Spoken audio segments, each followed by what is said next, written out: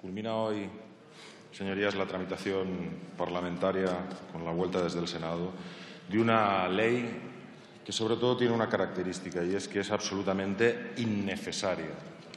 No era necesario tramitar esta legislación. Tampoco es una ley querida por la población. Hay encuestas en las cuales la mayoría de la población deja blanco sobre negro, clarísimo, que no es una de las preocupaciones fundamentales. Los propios datos del Ministerio, en el número de manifestaciones y en las poquísimas manifestaciones que terminan con incidentes, también ponen de manifiesto que es una ley absolutamente innecesaria. De hecho, la tramitación de esta ley empieza en un momento dado de la legislatura en la cual la movilización ciudadana casi cerca al Parlamento, pero quien cercó el Parlamento fue el propio Ministerio de Interior con las vallas que colocó en su exterior. La situación ha evolucionado a lo largo de mucho tiempo y hoy en día la movilización ciudadana ha bajado muchísimo su intensidad, seguramente porque todos somos conscientes de que al final la verdadera fuerza y el verdadero poder está en las urnas, urnas que ya le han dado un potente varapalo al Partido Popular, que se va a quedar solo hoy también en esta Cámara al defender esta ley. Sí, solo se va a quedar el Partido Popular. Es una fotografía también que se hace en solitario el Partido Popular defendiendo esta ley, que se tendría que haber quedado perfectamente en el cajón, puesto que esa tremenda alarma con la cual contemplaba el Gobierno y los poderes económicos la movilización ciudadana que se producía al principio de la legislatura se ha reconducido hacia aguas más tranquilas. Pero, no obstante, señor ministro, no piense usted que con la tramitación de esta ley va a terminar con la protesta social.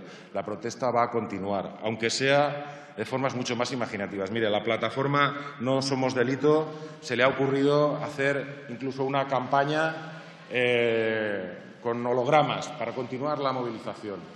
La movilización, señor ministro, continuará y la protesta continuará, quiera usted o no quiera, aunque el Gobierno apruebe hoy esta ley en el Congreso. Por nuestra parte, nosotros mantenemos vivo, con todos los grupos de la Cámara, excepto el Partido Popular, nuestro compromiso de derogación de la ley en cuanto cambien, más pronto que tarde, la correlación de fuerzas en esta Cámara. Y tanto en cuanto la ciudadanía nos dé fuerzas para estar en esta Cámara, nuestro voto estará a disposición de derogar esta ley. Discutimos hoy las enmiendas que vienen del Senado. Algunas ya lo han comentado el señor Gorriarán. Hablaba de la enmienda número 4 que da el carácter definitivo a esta ley, haciendo que la interpretación tenga que ser lo más favorable a la plena efectividad de derechos fundamentales. Si esa modificación la introduce el Senado es porque hay interpretaciones perversas en contra de los derechos y las libertades fundamentales. Introduce una enmienda en el artículo 7 sobre el deber de colaboración personal de la policía administrativa, es decir, endurece el carácter de la ley. Introduce otra enmienda en el artículo 15, curiosamente eliminando la necesidad de autorización por parte de la autoridad para la entrada en edificios y organismos públicos. Un curioso endurecimiento del carácter de la ley. En el artículo 25 se hace una ampliación a los medios de transporte de las obligaciones derivadas de la ley. Y luego en los artículos que establecen las faltas graves, muy graves y leves, realizan una serie de correcciones técnicas que en ningún caso favorecen una interpretación más ligera de la ley, sino todo lo contrario. Prácticamente solo introducen una enmienda favorable a la interpretación de la ley en la prescripción de las infracciones, que se recortan algo, el único elemento de no endurecimiento de esta ley. Incluso tienen que modificar la entrada en vigor porque, dada la accidentalidad con la que se ha tramitado toda la ley, pues finalmente se elimina la parte que excluía la entrada en vigor de algunos artículos y van a hacer ustedes que la ley entre en vigor para la mayoría de preceptos el 1 de julio y para uno, en el que me voy a detener, entrará en vigor al día siguiente de la publicación en el Boletín Oficial del Estado. Y luego está la enmienda estrella, señor ministro.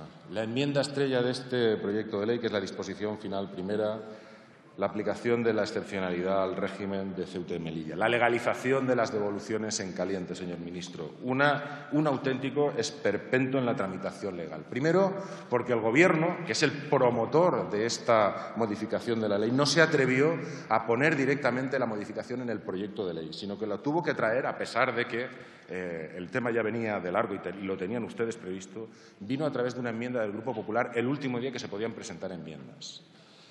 Como el texto no era operativamente bueno, el propio Partido Popular lo cambió en el proyecto que salió de esta Cámara para ir al Senado. pusieron otro texto ya con la presión incluso de muchas ONGs, organismos internacionales, hasta de la propia Iglesia Católica. Y el Senado nos devuelve hoy otra vez una nueva redacción de esta enmienda para legalizar las devoluciones en caliente. Devoluciones en caliente que tampoco son privativas y originales de su Gobierno. Las han ejercido también, las han ejecutado también gobiernos anteriores. Pero, señor ministro, nada de todo lo que usted pretende solucionar con esa enmienda soluciona con el texto, con la redacción que viene del Senado. Todo lo contrario.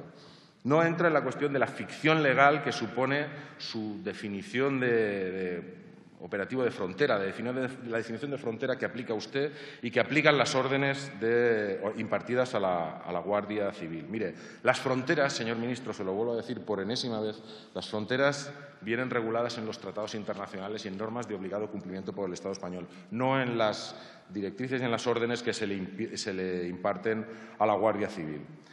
Señor ministro, intenta usted aquí legalizar, usted como Gobierno, intenta legalizar en esta tramitación la burla completamente de los procedimientos establecidos en la Ley de Extranjería, procedimientos establecidos al amparo de la legislación internacional y de los tratados firmados con España. Es muy sencillo.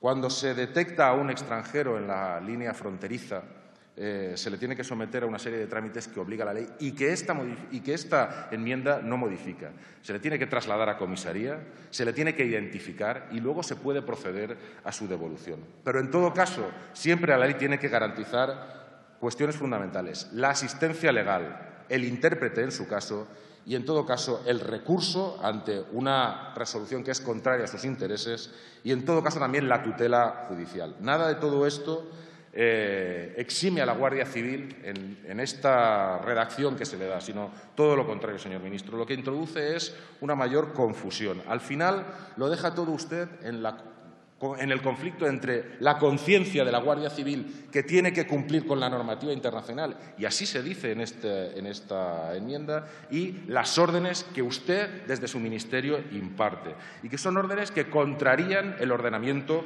jurídico español y que no van a encontrar cobertura en esta enmienda. Porque, además, con la redacción que se le ha dado, deja usted cuestiones sin resolver. ¿Qué va a pasar con los nadadores que no son detenidos en la línea fronteriza, que es lo que dice el texto de la ley? ¿O qué va a pasar con los inmigrantes que llegan hasta los peñones, hasta los islotes que son de soberanía nacional española y que no forman parte de la línea, ya han entrado en territorio nacional? ¿Qué va a pasar con ellos? ¿Qué decisiones van a tener que tomar los guardias civiles cuando se enfrenten a estas situaciones? No soluciona usted nada tampoco, señor ministro, con esta redacción de urgencia de última hora que le ha pretendido dar a la enmienda después de su paso por el Senado. En definitiva, nuestro grupo parlamentario va a mantener su voto contrario, como no puede ser de otra forma, y compartiéndolo con el resto de grupos parlamentarios, a este proyecto de ley.